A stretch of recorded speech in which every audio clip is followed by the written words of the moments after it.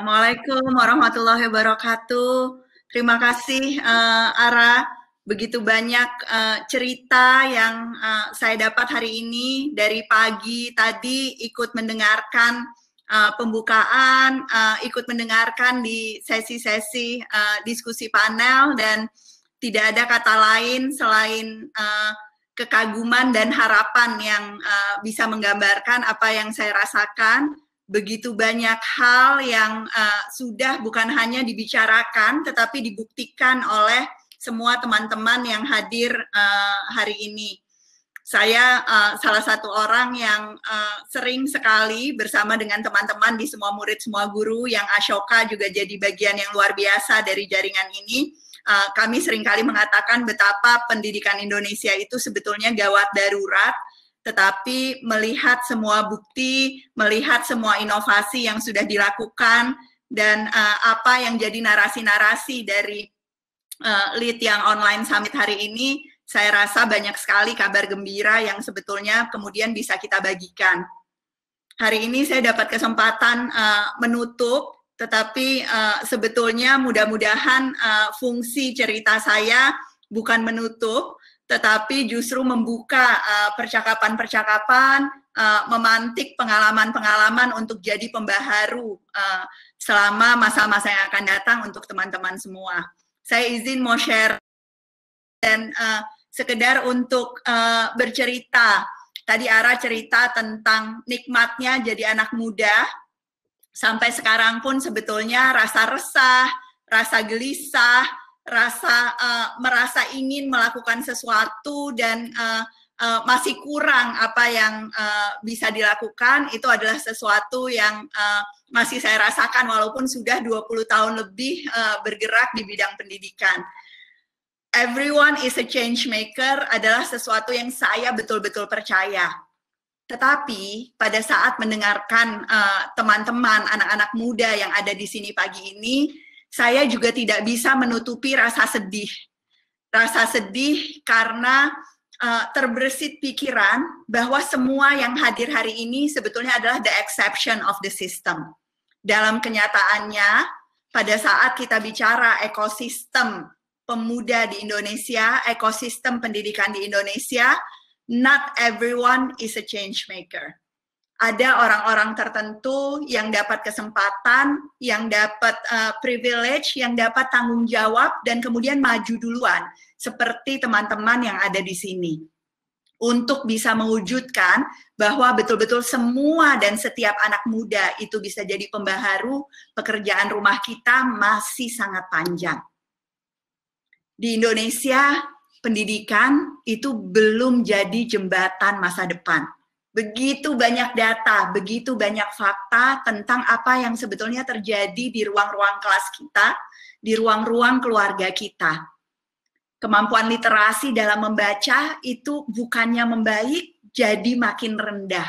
Teman-teman bisa bayangkan, sementara anak-anak muda yang di sini itu tentu bukan hanya bisa membaca, tetapi betul-betul bisa paham, mendiskusikan, mengambil kesimpulan, membandingkan antara apa-apa yang jadi bahan bacaan dengan sumber daya yang begitu beragam, bukan hanya yang dari lingkungan sendiri, tetapi bahkan dari mancanegara.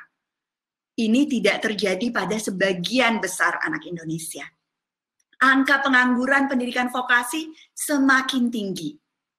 Jangankan memulai organisasi seperti yang dilakukan teman-teman yang di sini. Untuk menciptakan pekerjaan, itu adalah sesuatu yang cita-cita yang terlalu jauh untuk sebagian besar anak muda Indonesia. Adanya di tahap mencari pekerjaan, dan itu pun sangat sulit ditemukan, bahkan pada saat kita memiliki ijazah-ijazah. Pendidikan bukan jembatan masa depan saat ini. Bukti utamanya, kekerasan dalam pendidikan berada dalam titik tertinggi sepanjang sejarah. Saya tadi dengar di banyak diskusi betapa banyak anak-anak muda yang memulai inisiasi-inisiasi untuk mendukung kesejahteraan mental teman-teman sebayanya. Ini inisiasi yang luar biasa pentingnya. Karena tentu kekerasan dan pendidikan itu bukan hanya erat di Indonesia, di banyak negara pun terjadi, tetapi angka di Indonesia terus meningkat. Begitu banyak anak mengaku pernah jadi korban terlibat dalam perundungan, dan ini bukan hanya sesuatu yang dilakukan oleh orang dewasa pada anak, tetapi juga antara anak muda kepada anak muda lainnya, bahkan dengan contoh orang dewasa kepada orang dewasa yang lainnya, guru kepada orang tua, dan seterusnya. Fakta lain, kalau kita bicara pendidikan, keterlibatan orang tua sejak usia dini belum terwujud hingga kini. Ada hal yang sangat sederhana dan seringkali menggelitik saya. Tadi kita bicara tentang angka literasi. Kenyataannya, hanya 0,7% orang tua Indonesia yang rutin membaca bersama anak di rumah. Bayangkan, sejak dini sudah begitu banyak kesenjangan kesempatan, sudah begitu banyak stimulasi perkembangan yang tertinggal untuk sebagian besar teman-teman kita. Situasi-situasi seperti ini seringkali mungkin ingin membuat kita menyerah. Terlalu berat masalahnya, terlalu banyak yang harus diselesaikan, dan untuk menjadi realistis akan butuh 20 tahun, 50 tahun, bahkan 100 tahun lagi untuk kemudian kita bisa betul-betul mencapai tujuan pendidikan. Tetapi hari ini sekali lagi saya merasa beruntung berkumpul dengan anak-anak muda yang tahu betul apa sebetulnya yang kita butuhkan. Pendidikan kita butuh didisrupsi, pendidikan kita butuh inovasi. Kenapa? Karena dalam kenyataannya dunianya berubah. Disrupsi sudah terjadi di begitu banyak bidang. Pariwisata, telekomunikasi, teknologi, keuangan, kesehatan, begitu banyak establishment lama yang sudah berubah total ekosistemnya. Tetapi pendidikan, bagaimana anak-anak belajar, apa yang dialami oleh teman-teman semua di sekolah, di perguruan tinggi masing-masing, itu masih sama dengan apa yang terjadi di abad 19. Padahal seharusnya semua pendidik punya tanggung jawab ke masa depan. Seharusnya dunia pendidikan jadi tempat latihan untuk masa depan.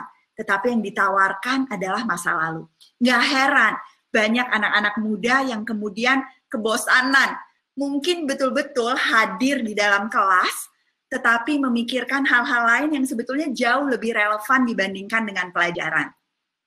Bedanya Anda yang hadir di sini, semua kebosanan, semua keresahan, semua keinginan melakukan perubahan itu kemudian memunculkan inovasi-inovasi luar biasa, seperti yang ditunjukkan oleh inisiasi dan organisasi yang dibangun muda di Indonesia maupun di mancanegara. Di usia yang sangat muda, Anda sudah jadi inovator. Yang perlu dilakukan adalah menjaga api inovasi ini. Karena sesungguhnya saya punya pengalaman-pengalaman yang membuat ternyata menjadi orang yang penuh harapan, menjadi inovator yang seringkali merasa sendirian, itu sama sekali tidak mudah untuk dipertahankan. Dunia kita ini, teman-teman, penuh dengan unfulfilled dreamers. Orang-orang yang memulai dengan keinginan untuk melakukan perubahan, tetapi pada akhirnya menyerah. Pada akhirnya merasa putus asa karena tidak kerja barengan, karena tidak melakukan proses refleksi sama-sama.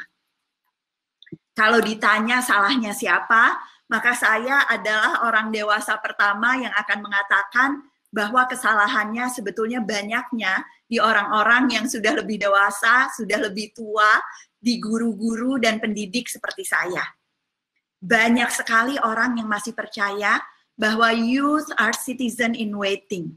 Tidak percaya bahwa anak muda itu perlu berdaya sebagai warga negara sekarang. Merasa tujuan sekolah hanya untuk sekolah. Masuk SMP untuk diterima di SMA. Masuk SMA tertentu untuk bisa diterima di perguruan tinggi. Lupa bahwa tujuan pendidikan itu seharusnya siap untuk hidup. Hidup dengan dirinya sendiri, hidup sebagai anggota keluarga, hidup sebagai warga negara, dan tidak hanya mendengarkan, tetapi perlu didengarkan. Tetapi hak dasar ini pun didengarkan oleh orang-orang yang ada di sekitarnya, itu sesuatu yang masih sangat langka. Bukan hanya sampai didengarkan, anak-anak muda perlu dapat validasi, perlu dapat penguatan, bahwa apa yang membuatnya gelisah itu adalah masalah yang nyata, sesuatu yang bisa diselesaikan dan bukan hanya jadi tempat curhatan atau keluhan. Anak-anak muda perlu diberi otorisasi, perlu diberikan izin untuk melakukan langkah-langkah yang memang diperlukan untuk mengubah lingkungannya. Saya kemudian akan bisa membayangkan teman-teman yang lagi mendengarkan, itu kemudian bertanya, gimana kalau saya nggak dikasih otorisasi, Mbak Ella? Gimana kalau selama ini banyak yang menolak mendengarkan, banyak yang tidak memberikan validasi, malah menyalahkan atau menganggap remeh.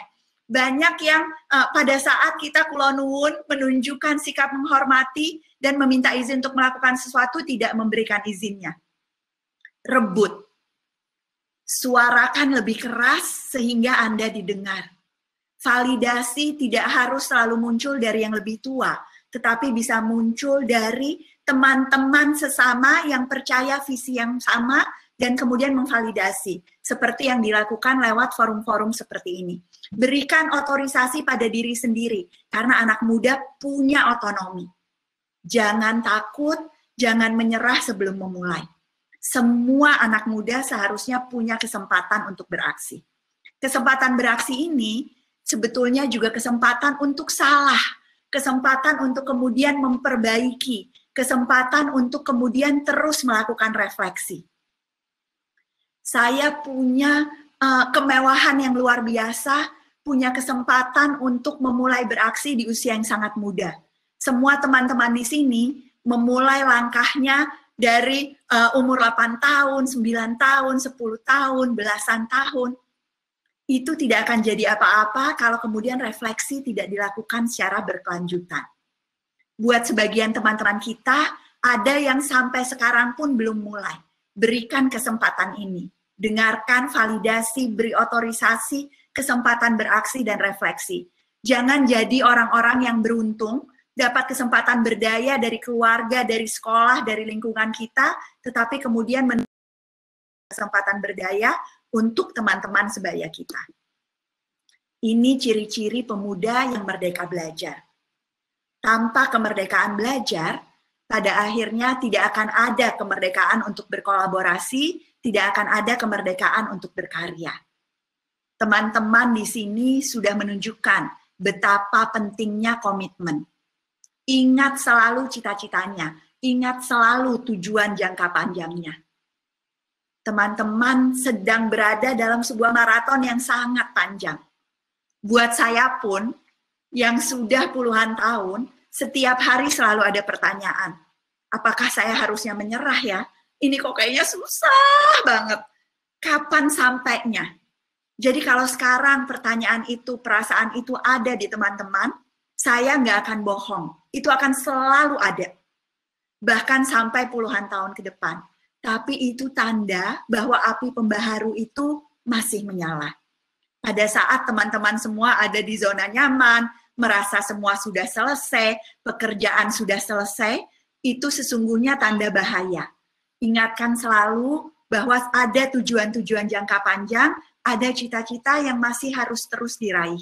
Dan cita-citanya itu bukan cita-cita orang tua kita, bukan cita-cita guru kita, bukan cita-cita orang lain, tapi target-target yang kita tetapkan untuk diri kita sendiri, komitmen kita yang nggak perlu akta, nggak perlu nama organisasi, tetapi memang purpose dan tujuan kita hadir di dunia ini. Teman-teman perlu selalu yakin bahwa kemandirian itu kunci. Apapun keberhasilan, apapun kegagalan, itu sesungguhnya milik kita sendiri. Kita bukan tipe orang, bukan tipe pemuda yang saling menyalahkan. Selalu mulai dengan rasa percaya bahwa kita perlu bekerja sama dengan berbagai pemangku kepentingan, tetapi tahu bahwa saya bukan quitter, bahwa saya bukan camper yang baru mendaki gunung sampai ke titik tertentu, kemudian menyatakan bahwa sudah sampai di sini saja. Bukan menghindari yang susah, karena justru karena susah teman-teman, maka layak diperjuangkan. Kalau mudah, sudah dilakukan oleh semua orang. Karena ini susah, maka ada pemuda-pemuda pilihan seperti Anda semua yang hadir hari ini. Kemampuan untuk refleksi Itu juga jadi kunci saya setiap hari. Refleksi itu butuh berani.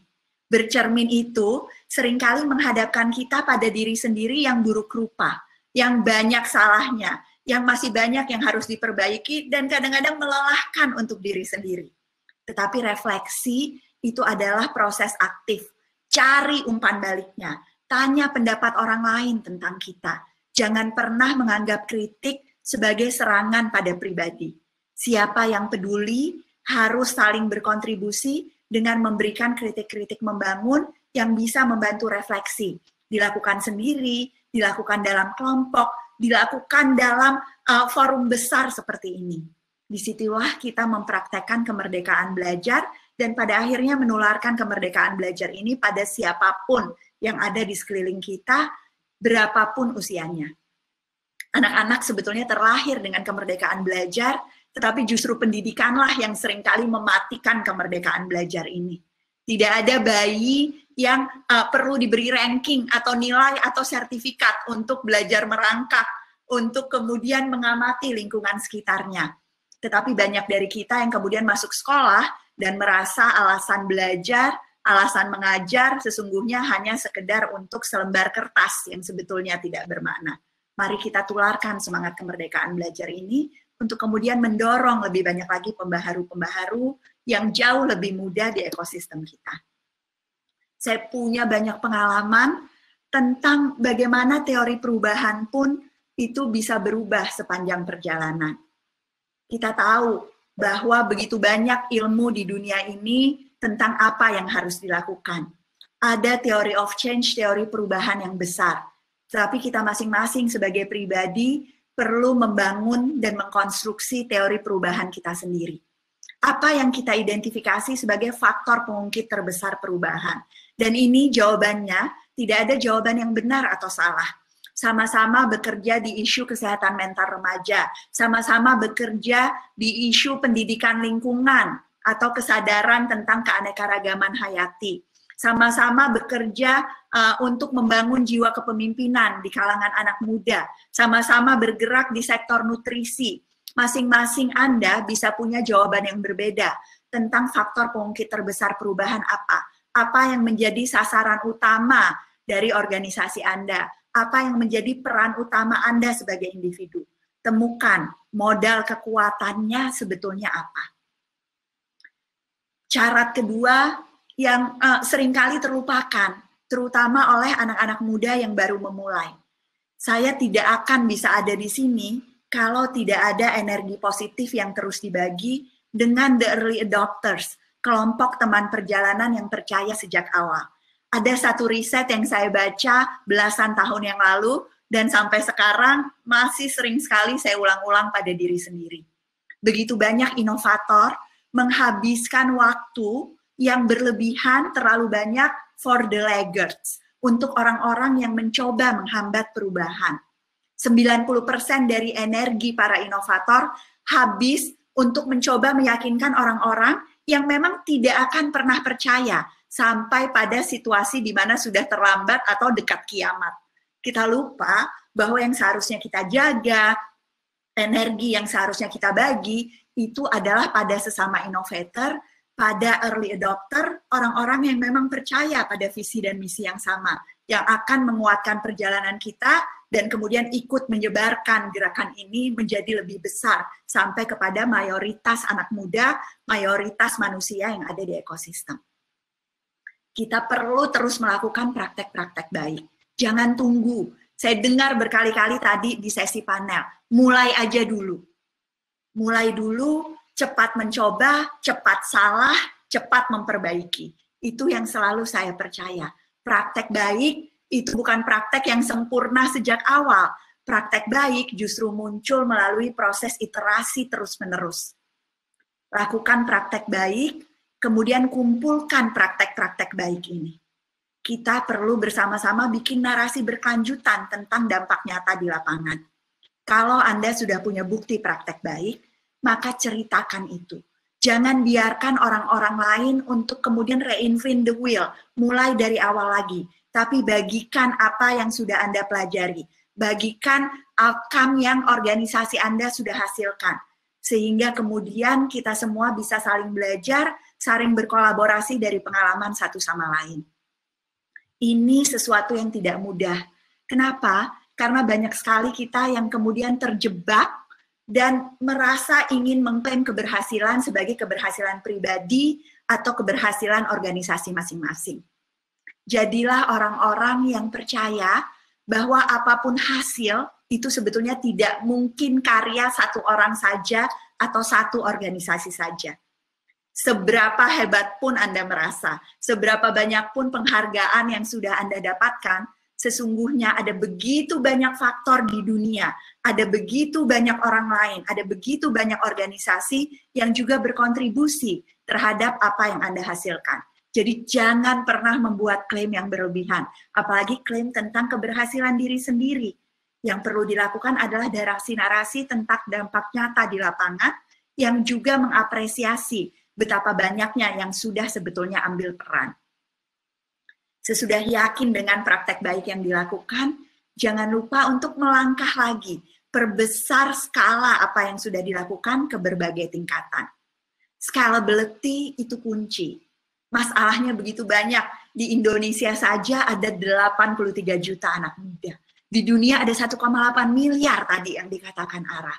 Kalau apa yang Anda miliki, apa yang Anda lakukan hanya jadi milik sendiri, hanya dilakukan dalam skala satu RT atau satu sekolah, maka pada akhirnya dunia akan kehilangan kesempatan untuk belajar dari praktek baik Anda. Perbesar skalanya. Caranya bagaimana? Integrasi dengan organisasi lain. Inovasi yang dikolaborasikan akan menghasilkan integrasi, dan kemudian teori perubahan yang tadi, yang awalnya sifatnya personal, kemudian akan menjadi teori perubahan yang memengaruhi dunia. Semua mulainya dari individu-individu yang peduli, begitu banyak ciptaan, begitu banyak capaian, begitu banyak peradaban, yang sekarang jadi bagian dari kehidupan kita sehari-hari, dimulai dari individu-individu seperti Anda. Dimulai dari anak muda yang percaya bahwa pendidikan itu tanggung jawab kita. Dunia ini tanggung jawab kita. Di jaringan penggerak pendidikan semua murid, semua guru, ada lebih dari 700 komunitas dan organisasi pendidikan. Saya ingin ajak semua teman-teman di sini untuk ikut kerja barengan. Jadi bagian dari klaster kerja di isu literasi, pendidikan keluarga, pengembangan guru, dan terutama yang paling relevan untuk teman-teman di sini, pengembangan anak muda. Anak muda butuh anak muda lainnya untuk jadi inspirasi. Inspirasi hanya akan efektif kalau ia dekat dengan kehidupan sehari-hari. Jadilah bagian dari jaringan ini, teman-teman. Dan mari kita percaya, semua murid, semua guru, kita semua bisa saling belajar dari satu sama lain, kita semua bisa jadi teladan buat yang lain. Saya jadi murid Anda semua hari ini. Saya belajar banyak sekali dari semua anak muda yang hadir hari ini. Terima kasih sudah jadi guru saya hari ini. Mari terus percaya, jangan menunggu. Kita adalah yang kita nanti-nantikan. Terima kasih sudah mendengarkan. Semoga semuanya mendapat validasi dan semoga semuanya yakin bahwa sesudah hari ini yang harus kita lakukan adalah berbuat lebih banyak lagi, ambil peran lebih banyak lagi, dan menghadirkan perubahan-perubahan di masa depan itu hari ini. Terima kasih. Assalamualaikum warahmatullahi wabarakatuh.